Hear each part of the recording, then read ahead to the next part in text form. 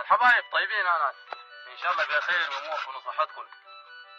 طبعا يا اخواني شايف في ناس كتار قالوا لي يا اخي انت من وين وسيرتك الذاتيه.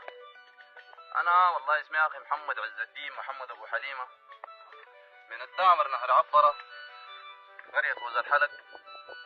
درست في جامعه الشندي كليه الاداب قسم اللغه الفرنسيه، واتخرجت 2021 بتقدير ممتاز الحمد لله.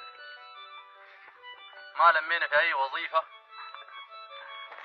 وجينا على الخلا والفيافي وعايشين عيش الضراع. نحمد الله الضراع خضر.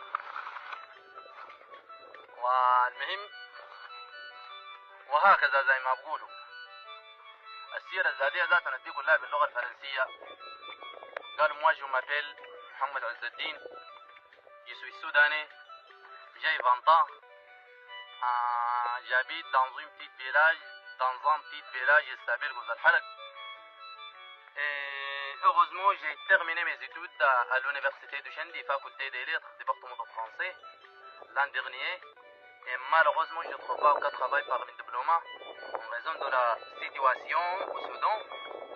Parce que la situation au Soudan est très mauvaise. Et finalement, j'ai décidé de sortir avec mes cousins pour chercher d'or à la campagne. Et grâce à Allah, j'ai gagné beaucoup. Et je suis marié après 3 mois. Et merci beaucoup